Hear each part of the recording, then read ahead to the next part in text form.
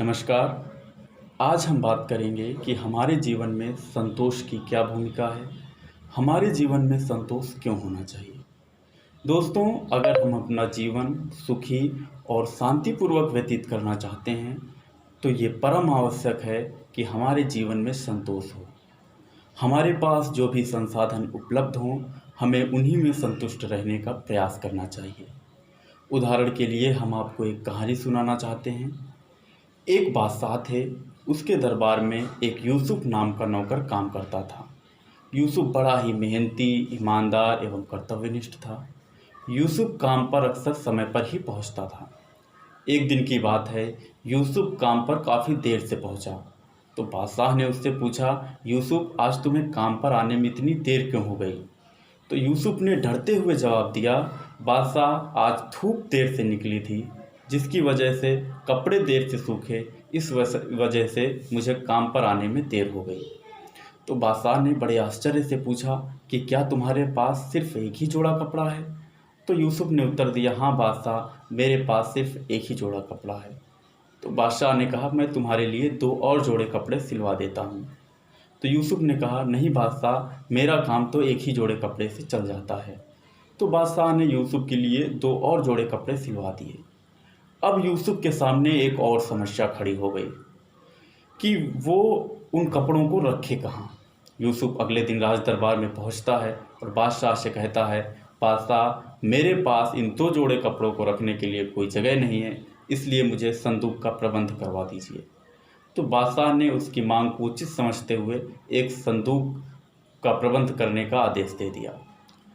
अब यूसुफ के सामने एक और समस्या खड़ी हो गई कि वो उस संदूक को रखे कहाँ, क्योंकि संदूक तो ऐसे कोई उठा कर ले जा सकता है, कोई चोरी करके ले जा सकता है।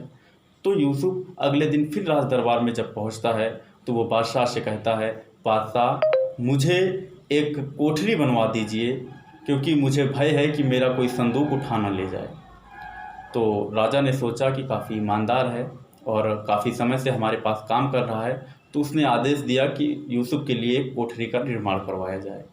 अब यूसुफ के लिए एक कोठरी बनवा दी गई। अब यूसुफ के सामने एक और समस्या खड़ी हो गई। वो समस्या ये थी कि अब घर की ज़रूरत की भी कुछ सामान चाहिए होगी, जैसे बिस्तर, चारपाई, बर्तन और भी आवश्यक वस्तुएं। तो उसने पूरी एक लिस्ट बनाई, पूरी सूची तैयार की और अगले दिन फिर राज दरबार में पहुंचता है और बादशाह से गुजारिश करता है कि उन्हें ये सामान भी उपलब्ध करवाए जाएं। तो बादशाह कहते हैं, यूसुफ, तुम्हारी मांग तो दिनों दिन बढ़ती जा रही है। हमने तुम्हारे लिए 2 जोड़े कपड़े क्या सिलवा दिए, तुम्हारी तो मांग कम होने का नाम ही नहीं ले रही है। तो यूसुफ ने जवाब दिया, बादशाह, ये आप ही की वजह से हुआ है। मैं तो एक ही जोड़े कपड़े से काम चला रहा था, मुझे कोई चिंता नहीं थी और ये समस्या तो आप ही की देन है। तो बादशाह ने बड़े ध्यान से सुना यूसुफ की बात को और बादशाह ने कहा कि ऐसा करिए कि आप एक जोड़ा कपड़ा रख लीजिए, बाकी सारी सामान आप मुझे वापस कर दीजिए।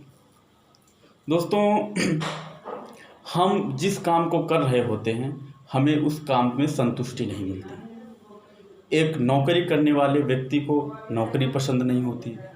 वो सोचता है कि नौकरी क्या है, एक बंधा हुआ बैल की तरह कोल्हू में पिसते चलते रहो। और व्यापारी ज़्यादा अच्छे होते हैं, व्यापार में ज़्यादा मुनाफा होता है और व्यापारी सोचते हैं कि व्यापार में ही सबसे ज़्यादा नुकसान होता है, बिक्री कर, आय कर, लाइसेंस के लिए परेशानियां। वहीं किसान सोचता है कि मज़दूर ज़्यादा बेहतर होते हैं, क्योंकि कहीं कहीं पर हमारे देश में भी बारिश पर ही कृषि निर्भर होती है। बारिश हुई तो खेती हुई, नहीं तो नहीं। तो वो सोचते हैं कि हम तो खेती करके अपने परिवार का भी भरण पोषण ठीक से नहीं कर पा रहे हैं। दोस्तों, हम जिस भी काम को करें उसमें रुचि लें, उसमें इंटरेस्ट लें, उसी से हमारा हित सधता है। दोस्तों, श्रीमद् भगवत गीता में भगवान श्री कृष्ण ने 2 अध्याय के 38वें श्लोक में कहा है, सुख दुखे समे कृत्वा लाभालाभो जया जयो ततो युद्धाय युज्यस्व नैवं पापमवापश्यसि। जिसका अर्थ है कि हे अर्जुन, तू लाभ और हानि को, सुख और दुख को, और जय और पराजय को, यानी हार और जीत को एक समान ही समझ और उठकर तू युद्ध कर। इस प्रकार तू किसी भी प्रकार के पाप को प्राप्त नहीं होगा। दोस्तों, अगर आपको हमारा ये वीडियो पसंद आया हो तो आप लाइक कीजिए, शेयर कीजिए, सब्सक्राइब कीजिए और हाँ, फीडबैक देना बिल्कुल भी मत भूलिए, कमेंट कीजिए। धन्यवाद।